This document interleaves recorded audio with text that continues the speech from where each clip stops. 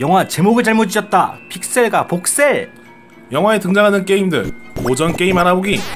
왜 그들은 82년을 추억하는가. 아타리 쇼크. 그리고 두 남자의 날카로운 영화 비평 행노답 리뷰어를 준비했습니다. 먼저 줄거리 요약입니다. 1982년 나사가 외계인에게 지구의 문화를 담아 캡슐을 보냅니다. 하지만 여기에 담긴 아케이드 게임을 자신들에 대한 선전포고로 오해한 외계인은 팩맨, 갤러그, 동키콩 등의 모습으로 나타나 지구를 침공하기 시작하고 이들로부터 지구를 구하기 위해 게임 고수 3인방이 뭉치게 됩니다. 과연 이들은 인류 생존 게임을 어떻게 클리어할 수 있을까요? 영화 픽셀입니다. 픽셀이 뭔지를 좀 알고 그렇죠. 넘어가셔야 될 것 같은데 픽처 엘리먼트, 우리나라 말로 좋은 말이 있어요. 화소라고. 그렇죠. 화소. 네, 화소고 게임에서는 우리가 흔히 알고 있는 도트라는 개념으로 이해하시면 편할 것 같아요. 옛날에 3D가 없으니까 상당히 이제 게임 문화계에서 꽃을 피게 됩니다. 뭐 대표적인 예로는 이제 격투 게임이 좀 많은데 캡콤의 스트리트 파이터 3나 길티 기어 X, 최근에는 SNK의 킹 오브 파이터 13, 요 정도 등이 이제 뭐 명맥을 이어가고 있는 그쵸. 뭐 도트 게임들이고. 그러니까 픽셀이라는 게 네모난 수많은 점들이 이루어져서 그쵸. 컴퓨터 화면을 이루는 거잖아요. 그렇죠. 영화상에서 표현되는 이제 픽셀은 그쵸. 2D가 아닌 3D잖아요. 그리고 나오는 게 대부분 큐브 형태의 그런 박스로 나오기 때문에 이 3D로 된 거는 픽셀이라는 명칭보다는 복셀이라는 표현이 더 맞다고 해요. 그렇죠. 네, 그러니까 픽셀은 2D, 복셀은 3D라고 생각하시면 됩니다. 그렇죠. 네, 하지만 뭐 이제 영화 제목상 시적 허용 같은 거고. 아주 친숙한 캐릭터들이 많이 나옵니다. 아, 그렇죠. 30대에서 이제 40대 요쯤 가면은 다들 뭐 한 번씩은 그렇죠. 해봤을 만한 뭐 그런 게임들이에요. 일단 뭐 제일 유명한 거죠. 뭐 갤러그. 이게 뭐 남코에서 1981년에 나온 건데 이게 뭐 원래 갤러그가 아니래요. 원래 뭐 제목은 갤라가. 뭐 일본식 발음은 깨라가 막 이런 식으로 나오는데 가라가 막 이런 식으로 나오는데 이게 우리나라 들어올 때 철자를 잘못 쓴 거예요. 꼭 이렇게 다르게 적어. 아니 그리고 오락실 가면 옛날에 오락실 위에 아저씨들이 맞아. 이게 펜으로 써놓는단 말이에요. 뭐 킹 오브 파이터즈면은 그냥 왕중왕 이렇게 써놓는단 말이야. 왕중왕. 그리고 뭐 옛날에는 이게 삐용삐용 소리 난다고 해서 우리나라에서 뭐 뿅뿅 게임이라고 하기도 했고 지금 JTBC에 손석희 이제 사장 있잖아요. 형님. 네, 그분이 취업 준비할 때 했던 게임이라고 하니까 어느 정도인지 좀 맞았죠. 세월이. 맞았죠. 지금 아이폰이나 뭐 이제 핸드폰 앱으로도 나왔을 거예요. 그렇지. 간편한 게임이니까 또 이 핸드폰에 굉장히 적합하죠. 그리고 이제 팩맨이 나오는데 팩맨 이제 뭐 철권으로 유명한 남코에서 이제 1980년에 만들었고 이제 원제는 팩맨이 아니라 펑맨이래요. 발음 조심하라고요. P예요. 펑맨. 펑맨. F면은 제가 퍽이라고 하면 그럼 그 아이스하키의 그건가? 그렇죠. 그거의 퍽이기도 하고 뻐끔뻐끔할 때 그 약간 느낌을 좀 퍽이라고 했던 뭐 그런 것도 있고. 갖다 붙이는 거는 뭐 그렇죠. 근데 이제 아까 말한 것처럼 자칫 발음상 F로 들릴 수가 있기 때문에 그래서 팩맨으로 뭐 변경된 거라는 뭐 그런 일화가 있고요. 뭐 원조판 뭐 이렇게 뭐라고 해요? 잠입 액션 같은 느낌이라고 해야 되나? 동글동글한 거 큰 거 먹으면은 뭐 이제 상대방을 또 죽일 수 있고. 그렇죠.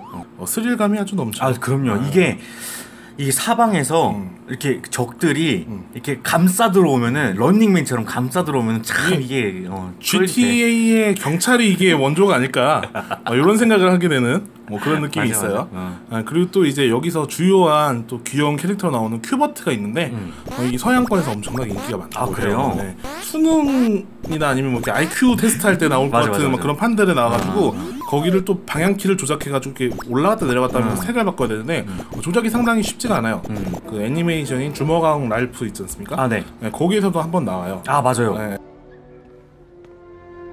그리고 이제 닌텐도의 뭐 역작이죠. 동키콩. 그렇죠. 이 닌텐도가 1981년도에 만든 건데 원래 닌텐도는 지금은 그 닌텐도 NDS 게임기로 생각하시는 분들이 많을 텐데 옛날에는 당연히 이제 아케이드로 이제 시작을 했고요. 뭐 더 거슬러 오면 원래 화투 회사였으니까 뭐 원래는 이제 뽀빠이를 이제 뭐 생각하고 만들었는데 저작권 해결이 안 돼서 이제 마리오를 만들게 되고 그 킹콩을 넣게 됐는데 자세히 보시면은 뽀빠이하고 비슷한 요소가 굉장히 많아요. 뽀빠이 게임도 또 있거든요. 따로 있는데 네, 맞아요. 그 뽀빠이가 올리브를 구하는 그 시스템을 그대로 차용해서 마리오가 이제 뭐 레디라는 여자를 구하는 그런 시스템을 내고 있고 동키콩 자체가 킹콩의 약간 뭐 오마주 성격이 있는데 이제 유니버셜 픽처스라고 이제 킹콩을 만드는 회사가 소송했었죠. 네, 소송을 했어요. 근데 이게 조금 웃기게 꼬였던 게 이 영화 제작 과정에서 이 저작권 뭐 포기했던 사실 이런 게 드러나면서 3년간 소송 끝에 닌텐도가 승리를 하게 됩니다. 유니버셜 픽처스는 평생 뜯어먹을 수 있는 그렇죠. 그걸 잃어버린 셈이 된 거죠. 그리고 또 이제 스페이스 인베이더라는 게 나오는데 뭐 이게 타이토에서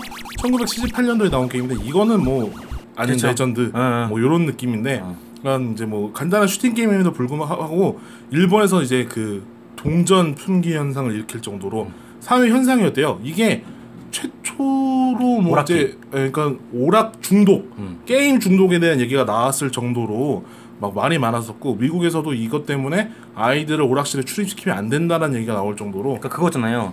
우리 시대 때는 PC방이라는 게 생겼잖아요. 스타크래프트 그쵸? 때문에. 근데 이때는 이 게임 때문에 스페이스 인베이더 오락실이라는 게 생겼죠. 네. 워낙 너무 잘 나가서 여러분 아실 거예요. 이 동전을 넣으면서 게임을 하잖아요. 근데 이 동전통이 너무 꽉 차서 게임 진행이 안 된 거야. 그리고 이게 이제 갤럭의 시초. 뭐 그렇게 볼 수가 있죠. 어쨌든 이렇게 되게 인기가 많았던 뭐 게임이고 이외에도 되게 많이 나오는데 뭐 알카노이드 이게 벽돌. 벽돌 깨는 게임이고 뭐 타이토에서 86년도에 나온 그 버전으로 나오는데 원조는 브레이크아웃이라는 게임 있죠. 벽돌 깨기. 네, 그걸 발전시킨 게 알카노이드고 그렇습니다. 아타리에서 만든 뭐 진액, 센티피트 뭐 그리고 뭐 스네이크 뭐 이런 것들이 있고 그리고 뭐 테트리스도 나오는데 테트리스랑 사실 알카노이드가 이게 시대상이 맞지가 않아요. 이제 자연스럽게 다음 이야기인 아타리 쇼크로 넘어가야 될 것 같은데 네, 여기서 나오는 게임들이 80년대 초반인데 그 일부 게임은 또 아니란 말이에요. 그럼에도 불구하고 주인공들이 했던 게임 대회가 82년도에 열린 게임 대회예요. 그때를 계속 추억을 하고 있는데 이게 아마 미국에서 일어났던 아타리 쇼크의 영향이 아닐까 싶어요. 아타리라고 하면은 뭐 게임 회사죠? 그쵸. 코난 오브라이언 같은 경우도 이제 노다 게이머에서 한번 스페셜로 했었기 때문에 여러분에게 좀 익숙해졌을 텐데 아타리 2600이라고 이제 게임기를 내요. 네, 맞습니다. 그러니까 오락실에서 하던 거를 이제 집에서 할 수 있게 된 건데 이때 이제 한참 이 회사가 마치 우리나라로 따지면은 삼성, 미국으로 따지면 애플 뭐 이런 것처럼 시장을 아예 장악해 버리죠. 그렇죠. 미국과 일본 사이를 아주 그냥 큰 회사가 됐는데 여기서 이제 거만해진 거죠. 어디 뭐 YG 엔터테인먼트 갑자기 게임 만들겠다 이러고 국수집에서 갑자기 우리도 그런 게임 만들래 이런 그러니까. 식으로 나온. 근데 그만큼 팔리니까. 그쵸. 근데 다 참여할 수 있게 또 너무 허락을 많이 한 거죠. 그렇게 되면서 이제 저급한 게임들이 많이 나오기 시작했고 점점 이제 유저들한테 불만이 나오기 시작했는데 여기에 활용 정점을 터뜨린 게 바로 E.T. 그렇죠. 게임입니다. 당시 아타리가 너무 잘 나가면서 라이센스비로 200억을 주고 샀고요. 그리고 이제 그걸 개발을 하게 된 앞서 그러니까 계약 시점이 82년 6월에 개봉하고 이 사람들이 7월 달에 계약을 해요. 하지만 여기서 발매일을 크리스마스로 잡아버립니다. 크리스마스에 딱 맞춰서 뭐 올라가는 게 아니잖아요. 그러니까 그 전에 뭐 패키지도 해야 되고 뭐 해야 되니까 결국 완성을 9월 달로 포커스를 맞추게 돼요. 그래서 실질적인 제작 기간이 5주밖에 안 됐던 금방 끝나는 아주 그냥 최악의 상황이 벌어진 거죠. 그래서 이 게임이 어쨌든 5주 만에 게임이 만들어서 나왔고 이 크리스마스 때 워너브라더스는 엄청나게 선전을 때려요. E.T. 게임이 나온다. TV 선을 때리는데 이걸 딱 샀더니 이런 개쓰레기 이러면서 이제 미국이 완전 뒤집어진 거죠. 반품 요청을 막 하기 시작하고 이 게임을 보시면 아시겠지만 굉장히 뭐가 없어요. 인기만 있어. E.T.가 SOS를 요청하면 끝나는 게임인데 아주 그냥 속된 말로 구려요. 당시 뭐 30억 달러로 추정되던 게임 시장이 1억 달러 미만으로 내려앉는 아주 그냥 큰 암흑기를 초래하게 됩니다. 약간 미국과 일본에 있는 게임 시장 자체를 폭삭 망하게 한 그렇죠. 그런 이제 쇼크가 아타리 쇼크. 그런 그 암흑기 전에 황금기만 딱 얘기를 해버린 거죠. 그러니까 이 게임들을 뭐 전문 용어로 하면은 뭐 트리뷰트 뭐 이런 느낌으로 조금 좋은 얘기만 하고 싶었던 것 같아요. 대학교 때였던 것 같아요. 대학교 때 이 옆에 있던 친구들이 이런 단편이 나왔다. 그러면서 저한테 보여준 작품이 있어요. 픽셀이라는 작품인데 그 두 명이죠. 이제 CG 업계에서 난리가 났어요. 아 이렇게 실사하고 잘 합성한 애니메이션을 내놓았다. 이거 보면서 저희 꿈을 키워나가는데 어느 날 이게 헐리우드와 손을 잡았다라는 소식을 듣게 됩니다. 정말 기대를 많이 했죠. 그래서 나온 게 지금의 이 픽셀인데 그때 아이디어를 상당히 잘 차용을 했어요.